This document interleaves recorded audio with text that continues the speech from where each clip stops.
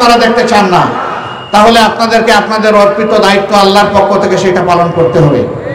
আগামী নির্বাচন সুষ্ঠু হওয়া চাই। সুষ্ঠু নির্বাচনের জন্য কতগুলা বাস্তব ভিত্তিক এবং মৌলিক সংস্কার চাই।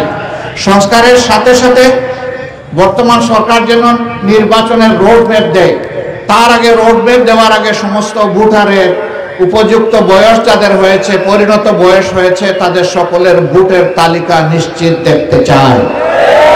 আমাদের যে সন্তানেরা তিনটা নির্বাচনে ভোট দিতে পারে নাই, ভোটের প্রতি যাদের ঘৃণা সৃষ্টি হয়েছিল, সেই অধিকার তারা ফিরে পেয়েছে, তারা ফিরে পায়নি, তারা আমাদেরকে ফিরিয়ে দিয়েছে। আমরা তাদেরকে স্যালুট জানাই।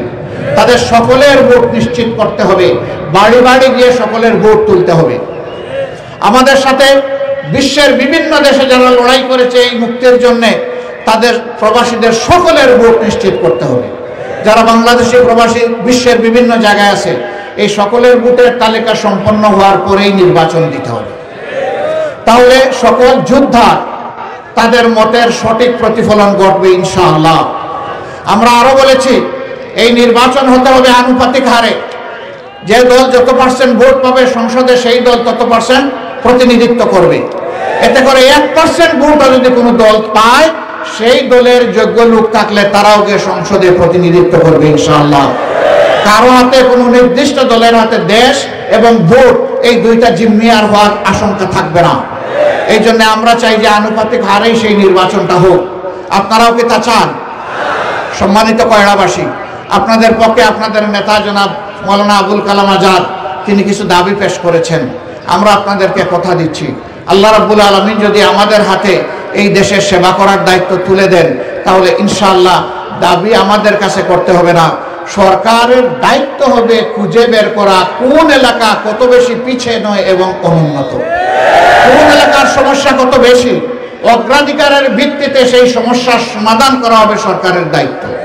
আমি কথা দিয়ে যাচ্ছি, আল্লাহ তাআলা যদি আমাকে বাঁচিয়ে রাখেন এবং আমাদের মাধ্যমে যদি আল্লাহ সেবা করার এই দেশবাসীর তৌফিক দেন, ইনশাআল্লাহ এই দাবি নতুন করে আর আপনাদের তুলতে হবে না, এর সমাধান হবে ইনশাআল্লাহ। আর যদি অন্য কোনো দলকে আল্লাহ তাআলা দেশ পরিচালনার সুযোগ দেন, তাহলে আপনাদের সাথে আমরাও হাত উঁচু করে একসাথে দাবি আদায়ের জন্য লড়াই করব ইনশাআল্লাহ।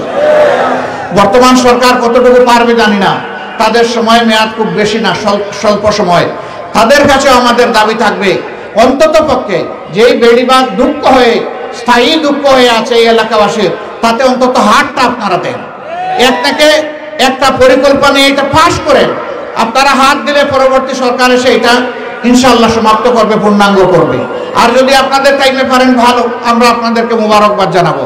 না পারেন আপনারা শুরু করে যান। সম্মানিত ভাই ও বোনেরা, আপনারা কষ্ট করে এসেছেন আমাদের কথাগুলো শোনার জন্য। কি জন্য আমরা কি করব, আগামীতে কি করতে চাই? আমরা আমাদের সন্তানদের স্বপ্ন পূরণ করতে চাই। তারা বলেছে বৈষম্যহীন সমাজ চাই, আমরাও বৈষম্যহীন সমাজ চাই। তারা বলছে আমরা ন্যায় বিচার নির্ভর একটি সমাজ চাই, দেশ চাই। আমরাও বলছি সেই ন্যায় বিচার কায়েম করার জন্যই আমাদের সমস্ত লড়াই। তারা বলেছে আমরা চাঁদাবাজ মানি না, দখলদার মানি না। আমরাও তাদের সাথে হাত মিলিয়ে বলছি আমরাও চাঁদাবাজ রাখবো না এবং দখলদার রাখবো না। এই বাংলাদেশকে চাঁদাবাজ এবং দখলদার মুক্ত আমরা করবো ইনশাআল্লাহ। এমনকি আমাদের কেউ যদি এই ব্যাপারে দুর্বৃত্তপনা করে, তারেও আমরা ছাড় দেব না। এখানে চাঁদাবাজের কোনো অস্তিত্ব রাখা হবে না। আপনারা দোয়া করবেন আমরা আগামীর বাংলাদেশ যেন আমাদের যুবকদের হাতে তুলে দিতে পারি, তুলে দিয়ে আমরা যেন পিছন থেকে তাদেরকে সাহায্য